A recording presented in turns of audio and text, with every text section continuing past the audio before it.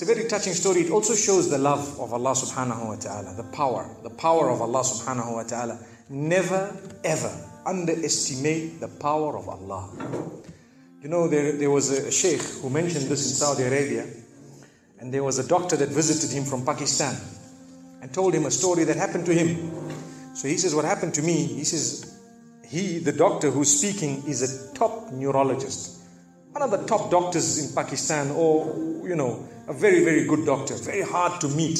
It's said that perhaps you would have to wait months on end before you can get an appointment to see him. So what happened is, he says, I was flying from one city to another, a very busy man, flying quite often within the country and perhaps even outside. And he says, suddenly, the clouds built up. Huge clouds, and the lightning started striking, and it started pouring, and there was lots of turbulence, and one of the engines was struck, and it was damaged. So we had to land. And so what happened is, the landing was at a nearby little airport or a little strip and so on. And when they landed there, it was a remote area. How are you going to repair this aircraft? A few people who were on it, it was a small plane, they were, quite surprised because they landed it in such a remote place. No one's there to repair it. They would have to wait, definitely. So the doctor asks the captain or the pilot that, you know what, how long are you going to be? He says, no, we're going to be quite long. Well, I need to get to that area. Look, he says, it's just a 3-hour drive by vehicle. So why don't you just go by road? And you can go there and get there. He says, okay, good idea, because this is going to take long. So he decides to go on one of the tri-shows, in Pakistan, one of the areas, wherever it was, and he jumped in. And as they started progressing, the clouds built again. And the lightning was striking, and the rain started pouring. And it was pouring so much that their vehicle could not move much more because of the mud and because of everything else. And so it was quite an open area with a bit of farmland. And after a while they realized, look, we're not getting anywhere. There's a little house here. Why don't we just go there? We can read our salah. Perhaps we can, see, have a bit of a meal or whatever else. And they decided to knock the door. Strange people, strange land, far off, out in the rurals. And so he knocks the door, and he's got his little bag and everything, and he walks in.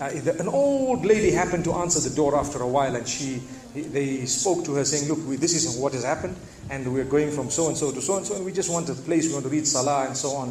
And she said, no problem, you can come in. She had a little musalla, a little sajjada, and she had a little baby on the side, or not a baby, but a child. And the child, every little while, she's actually checking on the child, and she's sitting on that musalla, making dua and reading her own salah. These people fulfilled their salah, did whatever they had to. And when they were about to leave, they spoke to the old lady, saying, thank you very much, jazakumullah khair, and so on. And, we're going, what's happening to this child, So the woman says, look, the child is an orphan. And the child is unwell, not well at all, very sick. And we've been to all the doctors around. And subhanallah, I'm the grandmother of this child. The doctors have told us that there is only one specialist around who can help this child. And we tried to make an appointment, but they asked us to come 6 months later. And it's far away. I've been making dua to Allah ever since that day. Ya Allah, make it easy for us. The child is sick. Make it easy for us, Ya Allah. So the man says, what's the name of that specialist? So the granny says, he's Dr. Ishan. Immediately this doctor burst into tears. He burst into tears. Straight away, he burst into tears. Why are you crying? Your dua has just been accepted. For your dua, the thunder came, the lightning came, the engine struck, we came down, we came on the road, the rain came again and stopped us and so on. And do you know what? The rain only stopped after the question was asked. Now it happened. And now the woman starts crying. Subhanallah. And the doctor himself is telling the story, saying, that was me. It happened to me, he says. And he says, I learned that Allah's armies are beyond limits. Allah uses whatever He wants to get what He wants done. It's over.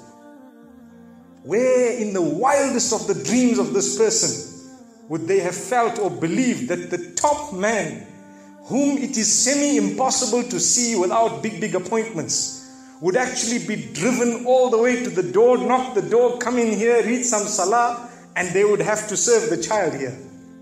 Amazing. Wallahi, it brings tears to the eyes. But the reason I share it with you, every one of us has needs for Allah subhanahu wa ta'ala. Just keep calling. Just have yaqeen. Have conviction. If it is meant, it will definitely come in your direction. You know, we use the term by hook or crook, but I don't want to use that today. I want to tell you, by the mercy and power of Allah subhanahu wa ta'ala, it will happen. It will come to pass. May Allah subhanahu wa ta'ala bless us. May He open our doors. May He grant us all shifa. And may He make us firm believers that for Him, nothing is impossible. Wa sallallahu wa sallama wa baraka ala nabina Muhammad.